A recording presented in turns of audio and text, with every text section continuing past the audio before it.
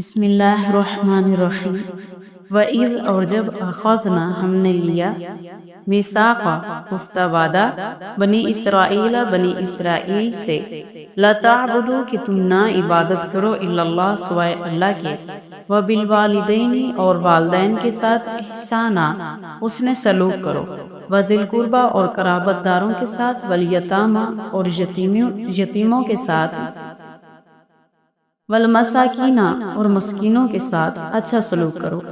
وَقُولُوا اور تم کہو لِلنَّاسِ لوگوں سے حسنا اچھی بات وَأَقِیمُوا اور تم قائم کرو صلاۃ نماز کو وَآتُوا الزَّکاۃ اور تم ادا کرو زکوٰۃ ثم پھر تولیتم تم پھر گئے الا سوائے قلیلاً چند لوگوں کے منکم تم میں سے وَأَنْتُمْ اور تم ہو معرضین پھر جانے والے یا اعراض کرنے والے۔ تو اس آیات میں اللہ تعالیٰ نے یہودیوں کا جو فاسد گمان تھا پچھلے آیات میں اللہ تعالیٰ نے فرمایا جو وہ کہتے تھے اگر ہم جہنم میں چلے بھی گیا تو ہم چند دن جہنم میں رہیں گے پھر وہاں سے ہم نکال لیے جائیں گے۔ تو یہاں پر اللہ تعالیٰ نے فرمایا بھی یہ ایسی قوم ہے بھی جتنے بھی ہم نے ان پر احکام نازل کیے جس چیز کا ان کو حکم دیا انہوں نے اسی کی خلاف ورزی کی۔ اور یہاں اللہ تعالیٰ نے چند چیزوں کا ذکر کیا جس میں والدین کا ذکر کیا، رشتہ داروں کا، یتیموں کا اور مسکینوں کا۔ اللہ نے فرمایا ان کے ساتھ اچھا سلوک کرو اور لوگوں کے ساتھ اچھے اخلاق سے پیش آؤ، نماز قائم کرو، زکوٰۃ ادا کرو۔ یہ جتنے بھی احکام تھے تو اللہ تعالیٰ نے جب یہ احکام ان پر نازل کیے تو انہوں نے سارے احکام کی خلاف ورزی کی۔ جتنے بھی احکام اللہ تعالیٰ نے ان پر نازل کیے تھے تب اللہ تعالیٰ نے فرمایا بھی تم پھر گئے اس سے، مطلب کہ تم لوگوں نے اس کے خلاف کیا جو میں نے حکم دیا سوائے چند لوگوں کے۔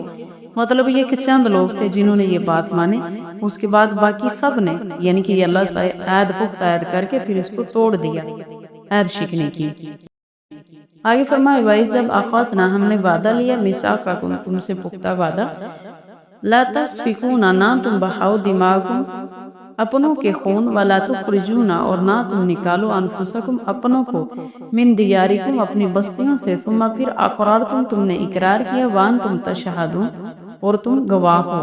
تو یہاں بھی اللہ تعالیٰ نے بنی اسرائیل کی وہی عہد شکنی کا ذکر کیا ہے۔ بھی اللہ تعالیٰ نے فرمایا جو اپنے یعنی کہ ہم مذہب لوگ ہیں ان سے قتل و قتال نہ کرو اور نہ ہی ان کو جلا وطن کرو بلکہ ان کے ساتھ پیار اور محبت سے رہو۔ لیکن یہ جو یہودی تھے انہوں نے اس کی بھی خلاف ورزی کی اور اللہ تعالیٰ کا یہ حکم بھی انہوں نے نہیں مانا، کیونکہ ان میں یہ تھا نا مدینہ منورہ میں یہودی جو تھے ان کے دو فریق تھے، ایک جو بنی قریظہ تھا اور دوسرے کا نام جو بنی نذیر تھا۔ اس طرح مدینہ میں مشرکین کے بھی دو فریق تھے، ایک اوس تھا اور دوسرا خزرج تھے۔ ہر فریق دوسرے فریق کا دشمن تھا اور آپس میں لڑتے رہتے تھے۔ بنو قریظہ تو قبیلہ اوس کے حلیف اور دوست تھے اور بنی نذیر جو تھے قبیلہ خزرج کے حلیف اور دوست تھے۔ جب کبھی اوس اور خزرج میں لڑائی ہوتی تو یہ دوستی کی وجہ سے بنو قریظہ تو بنو اوس کی حمایت اور مدد کرتا اور بنو نذیر قبیلہ خزرج کی حمایت اور مدد کرتا تھا، اور ہر قبیلہ اپنے ساتھیوں کے ساتھ مل کر اپنے دشمن کو مارتا اور جلا وطن کر دیتا۔ اور اگر کوئی یہودی جنگ میں اسیر ہو جاتا تو سب مل کر پیسے جمع کرتے اور فدیہ دے کر اس کو قید سے چھڑا لاتے۔ اور اگر کوئی ان سے پوچھتا کہ تم آپس میں جنگ و جدال اور قتل و قتال کرتے ہو اور ایک دوسرے کو گھروں سے نکالتے ہو تو پھر انہی قیدیوں کو جن کو گھروں سے نکالا تھا تو پھر فدیہ دے کر چھڑاتے کیوں ہو؟ جواب میں یہ کہتے کہ تورات میں اللہ تعالیٰ نے ہم کو یہی حکم دیا ہے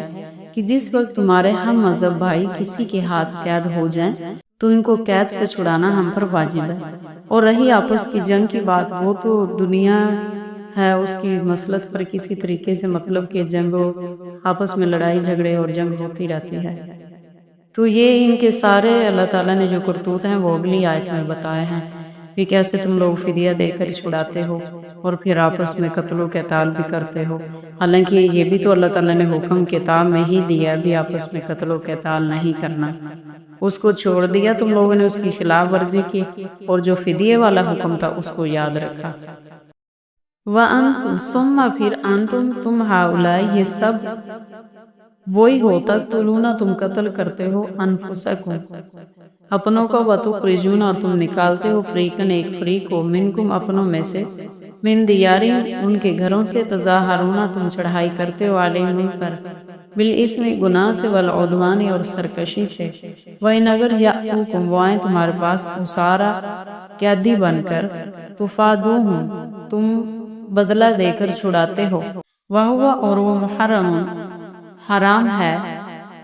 علیکم تم پر اخراجہم ان کا نکالنا افتؤمنون تو کیا تم ایمان لاتے ہو بعض الکتابی بعض کے کچھ کتاب کے کچھ حصے پر وتکفرون اور انکار کرتے ہوئے بعض حصے کا فما جزاؤ تو سو کیا سزا ہے من یفعل جو کرے ذالک یہ من تم میں سے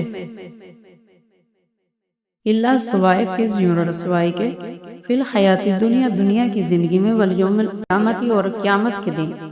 یردون وہ لٹائے جائیں گے الی اشد العذاب سخت عذاب کی طرف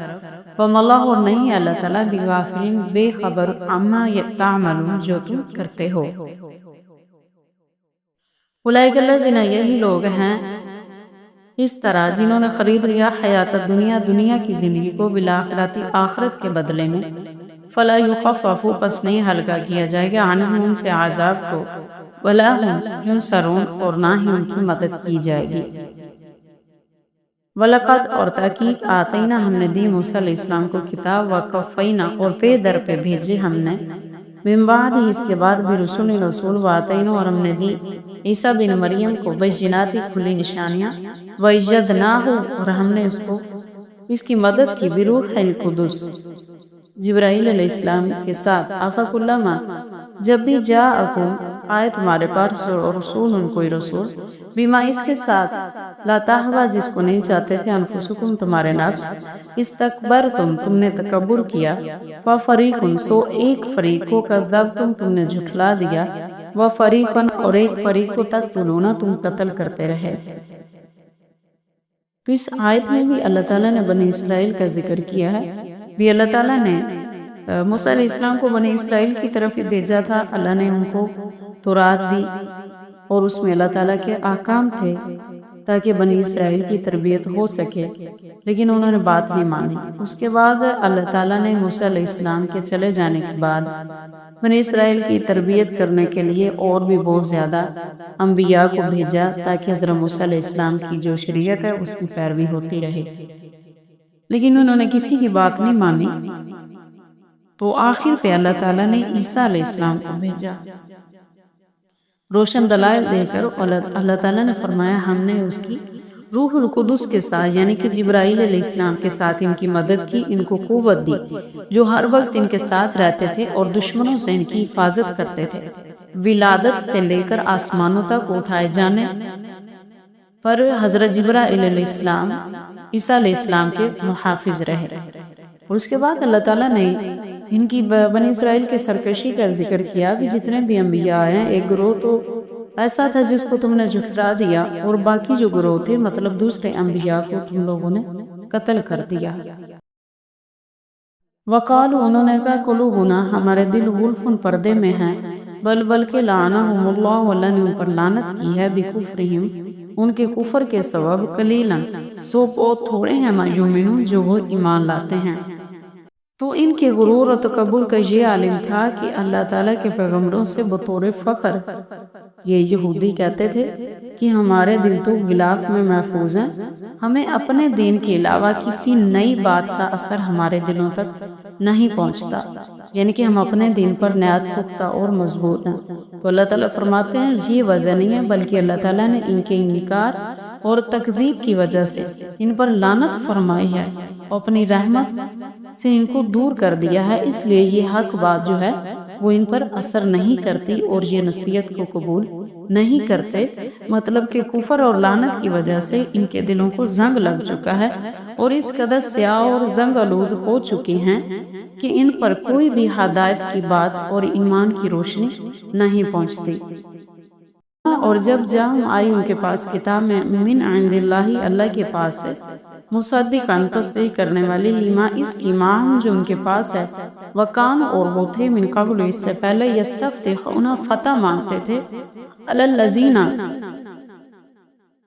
ان لوگوں پر جنہوں نے کفر و کفر کیا فلما سو جب جاءہم آ گیا ان کے پاس ما عرفو جو وہ پہچانتے تھے کافرو انہوں نے انکار کر دیا بھی اس کا فلعنت اللہ اس کو اللہ نے لعنت کی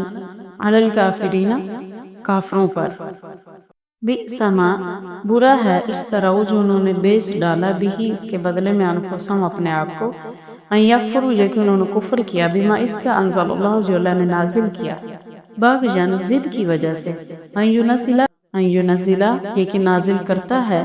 اللہ تعالیٰ من فضل ہی اپنا فضل علی من یشاء جس پر چاہتا ہے من عبادہ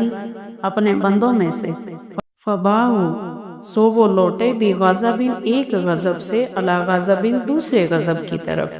وللکافرین اور کافروں کے لیے عذاب مہین رسوا کرنے والا عذاب ہے مطلب یہ کہ جب وہ اللہ تعالیٰ کے حکم کی نافرمانی کرنے لگے اور سرکشی کرنے لگے تو اس وقت اللہ تعالیٰ کی ان پر ناراضگی نازل ہوئی اور وہ غضب میں عذاب میں مبتلا ہوئے